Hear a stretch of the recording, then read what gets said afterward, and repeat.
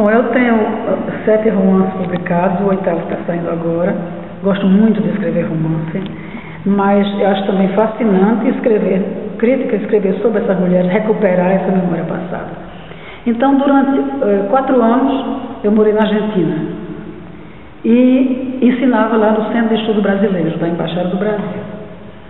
E conheci várias pessoas, vi o começo da repressão na Argentina, nos primeiros dias, né? Quando caiu o último general, depois quando entrou Perón, depois quando entrou Isabelita, e a gente viu já umas coisas, depois andando na rua um dia e jogaram uma bomba, sabe? Uma coisa assim já meio inquietante.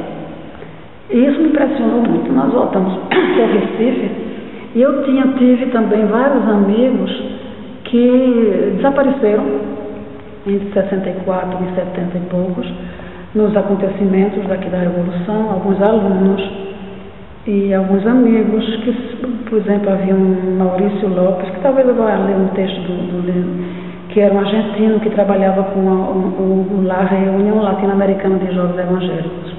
E o Maurício sumiu um dia, ele passou um dia lá em casa, lá em Buenos Aires, depois sumiu e ninguém sabia dele. Depois disseram, não vieram, ele se tornou reitor da Universidade de Córdoba, e eles, à noite, vieram, levaram e nunca mais ouviu falar dele. Então é uma história assim que me tocava muito, e principalmente na Argentina nós tivemos muitos alunos também que posteriormente sumiram, né? Então eu imaginei uma história de amor, claro, né, tem que ser uma história de amor para interessar todo mundo, e a mim mesmo, entre uma professora, aí todo mundo diz assim, biografia, autobiografia, uma professora que morava no Rio, não coloquei no Recife não, e que conhece lá em Buenos Aires um chofer de táxi que tocava bandoneon, que trabalhava com Piazzolla, e ela conhece esse chofer de táxi e termina, motorista se diz agora, né? E aí ela termina se apaixonando por ele, vive um romance assim. Depois ela entende que o lugar dela não é na Argentina, é no Brasil. Volta, assume a cadeira lá de professora na universidade, lá no Rio. E um belo dia, mexendo nas coisas, ela encontra um bilhete dele, dizendo te amaré sempre. Aí, aquela história todinha volta, e ela volta para a Argentina, para Buenos Aires, para procurar o Nino. Agora, deixa eu lhe dizer, esse Nino existiu de fato, sabe? Mas naquele tempo eu era uma senhora casada, decente, e não aconteceu nada. Mas era assim, a gente tinha eu ia muito ao Teatro Colón, que é um teatro belíssimo, né? Naquele tempo nós éramos ricos, e aí eu sempre ia de táxi para o Colón, e um belo dia, assim, sempre tinha um vierrito que vinha me buscar no táxi e me levava no teatro. E um belo dia ele não pôde vir e mandou o filho. E quando eu entro no táxi, que eu olho aquela figura, parece um homem lindo, sabe? Com cabeleiras cacheadas, pretas, de olhos verdes. E aí eu entro no táxi, ele olhou para mim com uma cara de desprezo, porque eu estava muito bem, um vestido preto, longo, essa coisa toda, penteada. E aí ele olhou para mim com uma cara de desprezo, então começamos a conversar, e eu fiquei muito interessada como é que um motorista, um chofer de táxi, tinha aquela cultura, uma cultura musical enorme, lia muito, tocava com Piazzolla.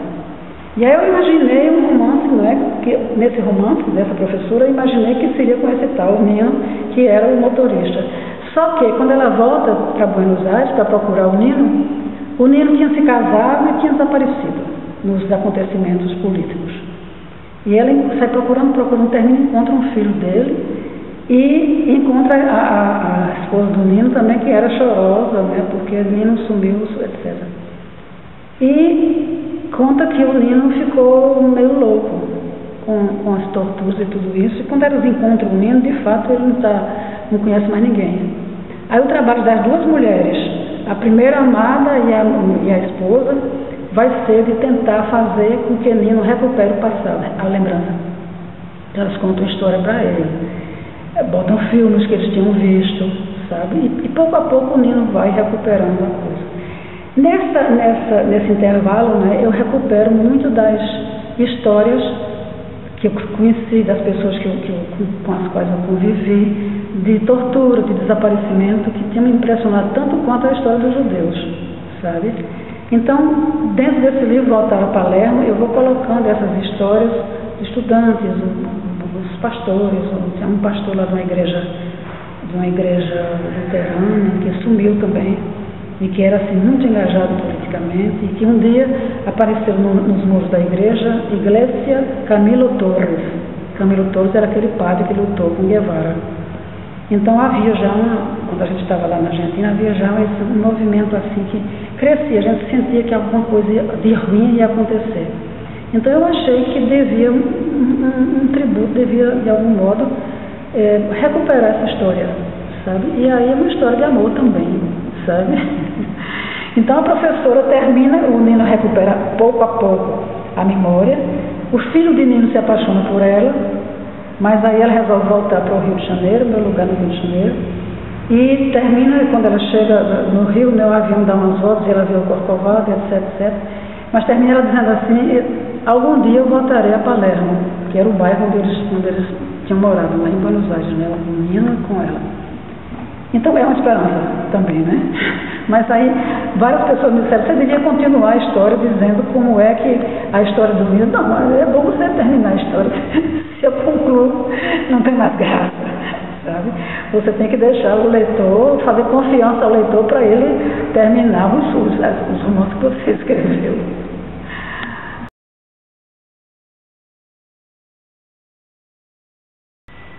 Eu queria ler exatamente a respeito desse livro, Voltar a Palermo, que é o livro que eu prefiro, esse encontro, né, que a moça teve com o bilhete de Nino, né? Então ela escreve, Nino, o bilhete que encontrei há 3 dias era lacônico, e foi por acaso que eu o encontrei. Era um domingo, e como faço às vezes nos domingos, arrumava um estante, separando livros, detendo-me para ler, reler algum velho volume esquecido, anos a fio, dormindo ao lado de outros igualmente olvidados. Abro páginas, saltam-me aos olhos versos que outrora me fizeram companhia. Ele tinha uma ideia errônea da morte, dizia Rilke, mas sucedeu que um dia a amada cruzara esta fronteira estranha. E o poema concluía que o poeta se acostumara à morte e pelos pés da amada a decifrara. E eu me espantara de que alguém um dia houvesse acrescentado ao mundo essa beleza não existente antes. E relia cartas de amor e canções desesperadas, e as horas se arrastavam, e no fim do dia me encontrava com um monte de livros sobre a mesa, em pilhas no chão, e me prometia para logo que poria ordem na desordem. E o domingo seguinte me encontrava igualmente mais uma vez em meio a velhos companheiros, que um dia me haviam sussurrado verdades, que haviam cantado a beleza em lugares onde nós mortais não poderíamos nunca descobrir, que se haviam debruçado sobre a humana miséria, a humana fraqueza, e sob elas tinham descortinado a força, a grandeza do que todos somos capazes, e haviam cantado isso e celebrado com palavras únicas. Nadie encendia las lámparas. O volumezinho com capa azul estava escondido atrás de outros. Eu tomei nas mãos, quase trêmula, e abri, e o teu bilhete saltou das páginas amareladas. Sempre te amarei, havia escrito com letra infantil. Só que um dia, sei que um dia volverás, por lo nuestro, vuelve-se, te aguardo, um ano, 2, la vida inteira. Não escreveste tanto, e nem havias assinado, claro. Terias pensado que alguém poderia descobrir tua mensagem, minha mãe, algum estranho.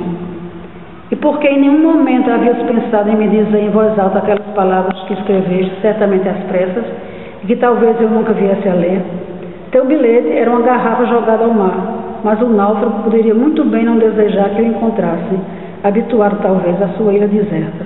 Querias e não querias, lutavas contigo mesmo, com teu desejo, imaginando um momento, um dia em meio da vida, em que nos reencontraríamos. Se não, como explicar que pouco houvesses feito para me reter junto a ti, quando eu tentava decidir que te deixaria e me diria de Buenos Aires, e que voltaria aos meus, e retomaria a vida lá onde a havia abandonado?